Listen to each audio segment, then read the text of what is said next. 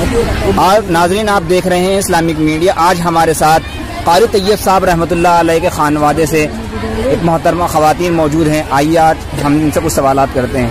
हज़रत कारी साहब की ज़िंदगी, पूरी ज़िंदगी एक तालीमी, सक़ाफ़ी और सियासी ज़िंदगी थी और उन्होंने बहुत सारी तहरीकों में हिस्सा लिया है। तो आज आप उनको किस तरह से देखते हैं? आज हम उनकी तहरीकों से क्या फ़ायदा उठा सकते हैं?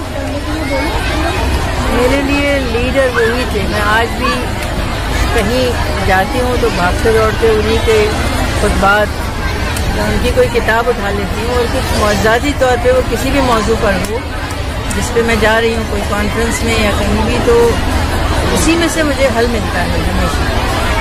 और उनमें बड़ा इनकलाबी उनकी शख्सियत थी कि दीन के तो आलिम थे ही, ज़ाहिर है बुजुर्गों में उनका शुमार था, लेकिन अक़ल और फ़हम के साथ वो जिस तरह से बात करते थे, दलाइल देते थे और मसाइल के हल की बात करते थे।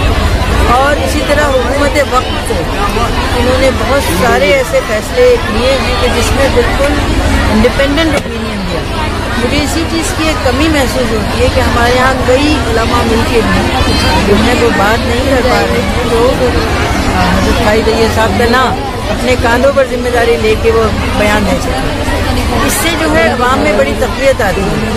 और मैं ये पैगाम देना चाहूँगी कि जो उलमा हैं वो बहरहाल उलमा हैं, वो इन मसलों पे खामोश न रहें।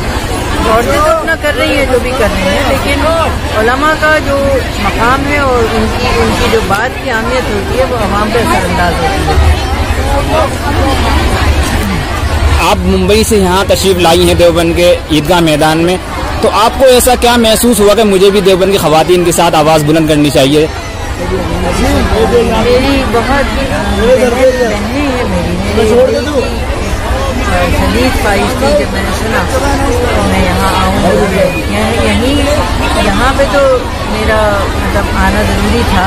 मैं तो शाहीन बाग और जहाँ जहाँ हो रहा है वहाँ भी जा रही हूँ। सब जगह खिताब नहीं कर रही हूँ क्योंकि मैं सिर्फ उनके लिए चली जाती हूँ। शुक्रिया।